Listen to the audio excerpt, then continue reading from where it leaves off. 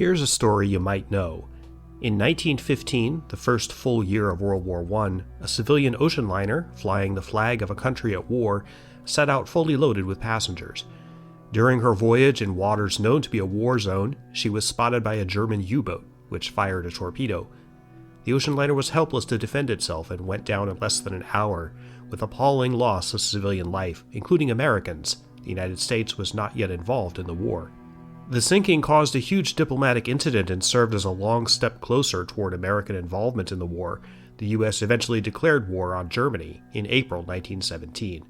If you think you know this story, don't be too sure. I'm not talking about the Lusitania, the most famous ship that this happened to.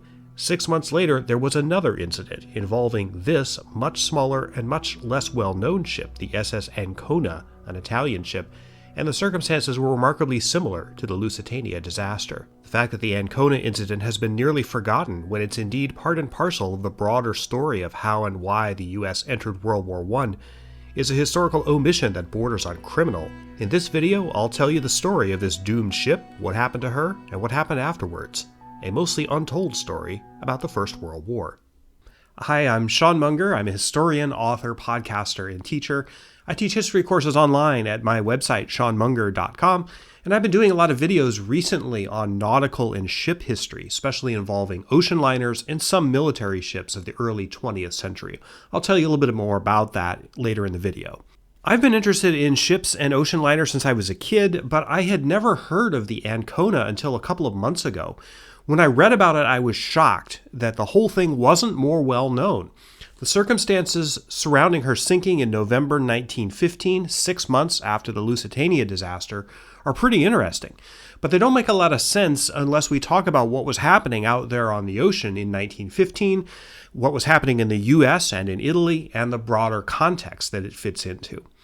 I'll get there, but let me start with the basics. What was the Ancona, and what was her history before the war? Ancona was, the start of her life, a fairly unremarkable ship. She was one of 3 ships, all sisters, ordered by the Italian passenger line Italia Società di Navigazione a Vapore, a small line headquartered in Genoa. Construction began in 1907. Ancona and her sister ships Taormina and Verona were ordered from a shipbuilding company called Workman Clark and Company in Belfast, Northern Ireland.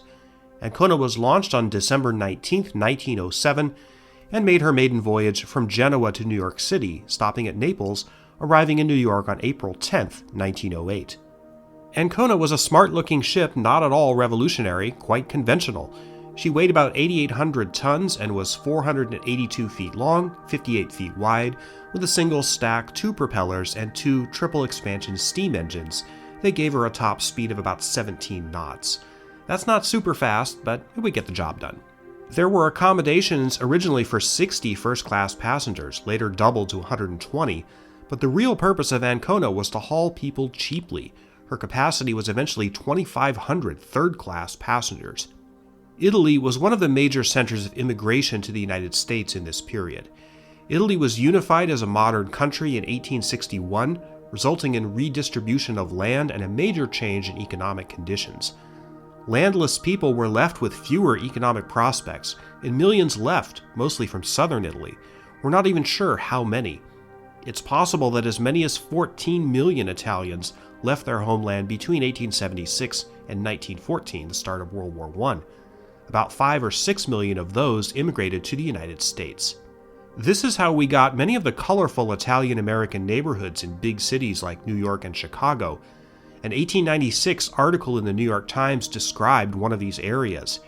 Here are all sorts of stores, pensions, groceries, fruit emporiums, tailors, shoemakers, wine merchants, importers, musical instrument makers, notaries, lawyers, doctors, apothecaries, and undertakers. What often gets missed about this kind of story is that the traffic going between North America and Italy was going in both directions. Many people, often men, came without the intention of remaining permanently in America. Or if they did come to stay, often they'd get established and then bring their families over later. And of course, if you've got millions of Italians living in America, with millions of relatives still back in Italy, they're going to want to go back and visit their relatives. So you see the huge business potential that existed for passenger lines specializing in routes between North America and Italy.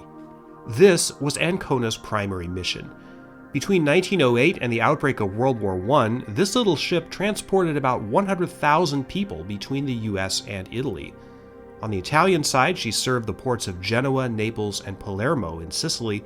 On the American side, she was often seen in New York and Philadelphia.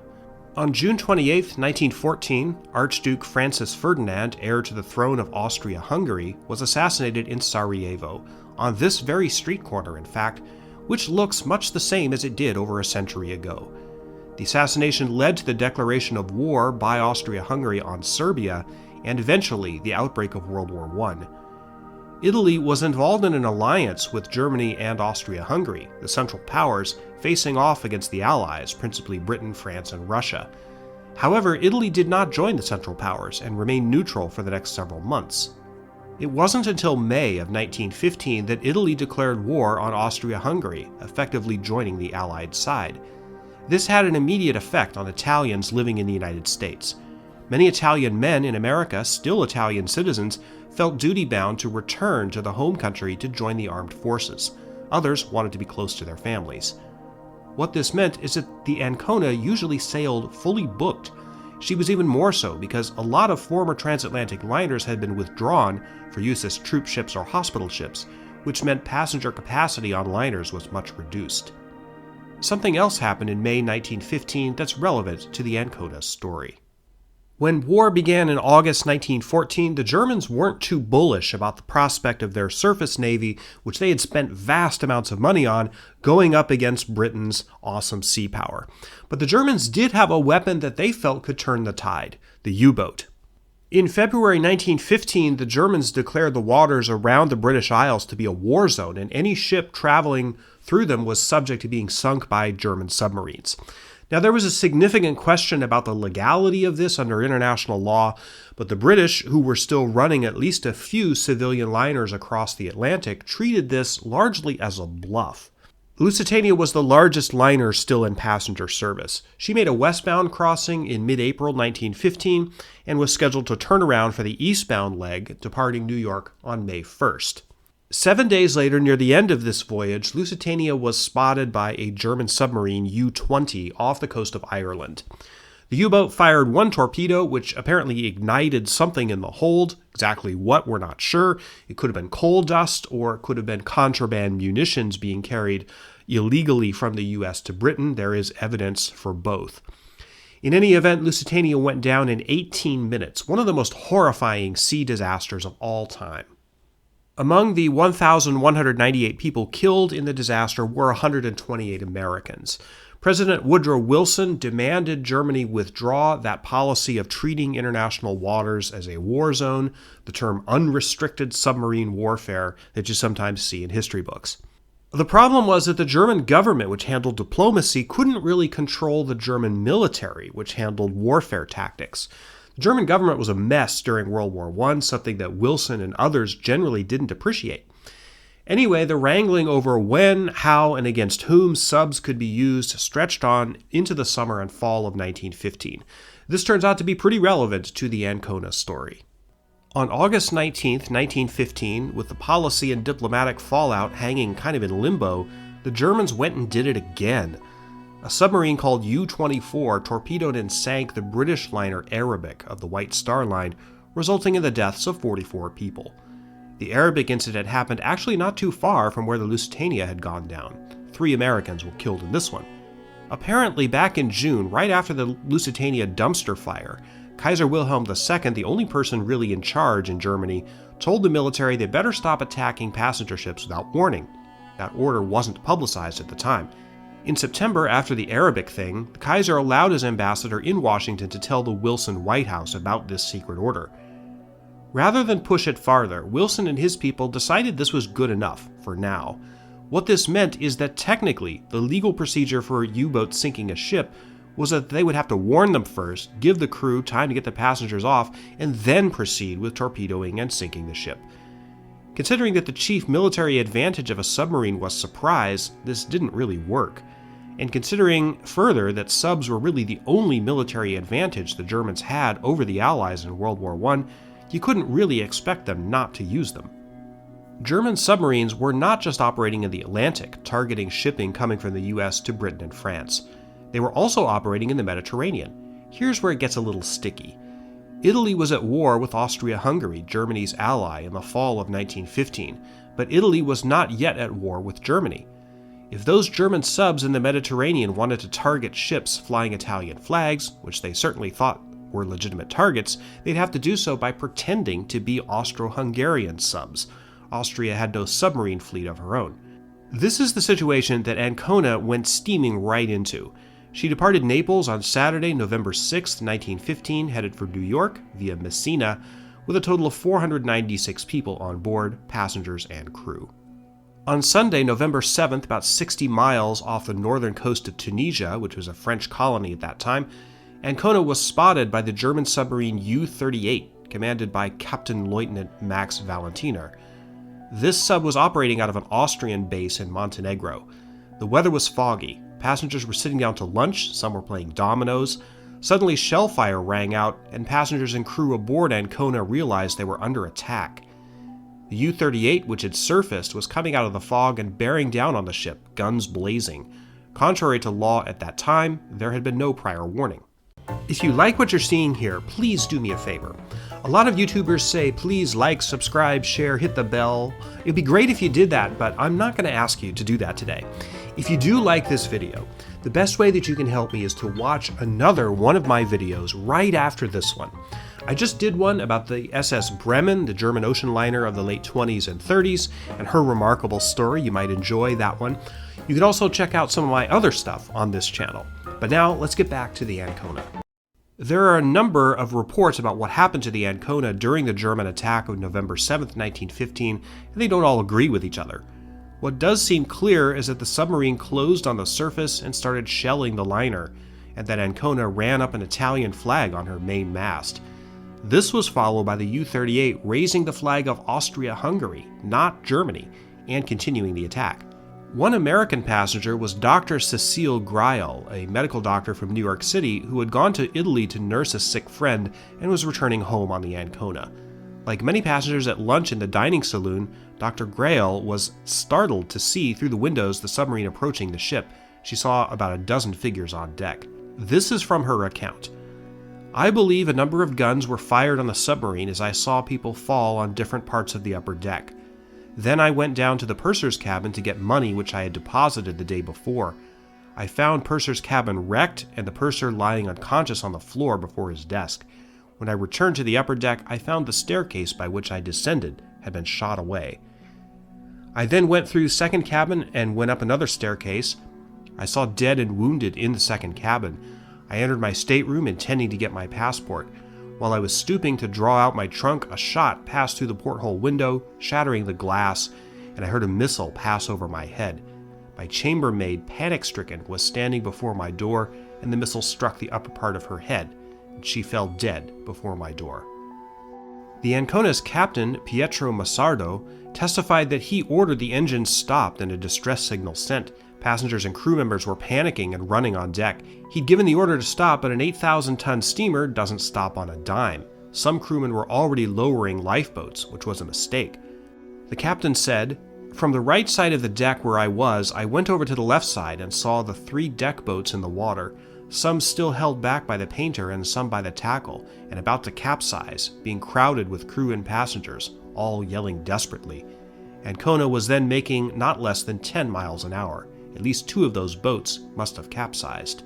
Indeed, numerous people were killed when the lifeboats swamped after hitting the water. Other lifeboats were destroyed by cannon fire, but some managed to get away. As pandemonium increased, the U-38 submerged and delivered the coup de grace, a torpedo at close range. It struck Ancona at 12:35 p.m., and the ship began to sink by the bow. 45 minutes later, Ancona went under, leaving survivors clinging to overturned lifeboats, rafts, and anything that would float.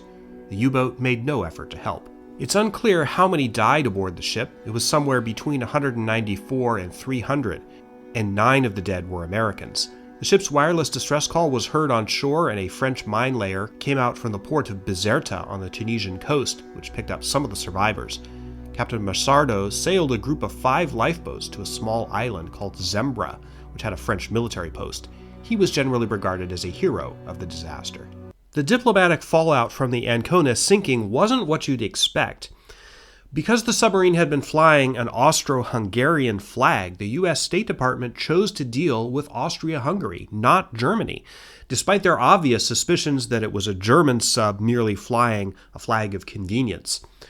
On December 9, 1915, the State Department gave Austria-Hungary a strongly worded note demanding that they admit the illegality of the attack, punish the commanding officer in charge, and pay an indemnity for the American lives lost. Austria essentially gave in to these demands. The key one was that they admit the attack was illegal. Germany seems to have pressured the Austrians into giving in to forestall yet another diplomatic incident between Germany and the United States. In a curious act of fraud, the Austro-Hungarian Navy officially and retroactively listed the U-38 as a part of their navy, effective as of a week before the sinking. The purpose of this was to discourage Americans further from blaming Germany for the sinking. In other words, Germany bullied Austria-Hungary, its junior ally, into being the fall guy. The official Austrian line notwithstanding, the Ancona attack was unquestionably the work of U-38's German captain, Max Valentiner, who eventually emerged as Germany's number 3 champion in terms of confirmed kills among U-boat commanders. Less than 2 months after the job he did on Ancona, he and the U-38 were at it again, torpedoing the British liner Persia off the coast of Crete, killing 343 more people. For this, Valentiner was listed as a war criminal by the Allies. He survived the war and died in 1949, having written a book on his exploits. The problem with German subs sinking ships continued for the next year. After several more incidents, at the end of January 1917, the Kaiser decided to go back on that implicit promise not to torpedo ships without warning. The resumption of unrestricted submarine warfare, there's that phrase again, led to the U.S. breaking diplomatic relations with Germany entirely, and Woodrow Wilson asking Congress for a declaration of war, which was granted on April 6, 1917. But let's not forget that, diplomatic implications aside, this was a real disaster that claimed the lives of hundreds of real people, mostly Italians, Americans, and a scattering of other nationalities. It was one of the many tragedies that were part and parcel of the First World War, an absolutely staggering catastrophe in human and emotional terms. The remains of the Ancona herself are still on the bottom of the Mediterranean. While I can't substantiate it, I found a Facebook post from 2017 claiming that a salvage company called Odyssey Marine had located the wreck of the ship. Apparently they were interested in gold coins and silver bullion apparently carried aboard her at the time of the disaster. If that is true, apparently nothing has been recovered as of yet. I have some more videos on nautical history. I've got one about the beautiful German ocean liner of the 1920s and 30s, the SS Bremen, and her fascinating story. I also did one about the USS California, a battleship damaged in the Pearl Harbor attack. In the meantime, you can visit my website, seanmunger.com, where I've got lots of cool history stuff. And thank you, as always, for watching.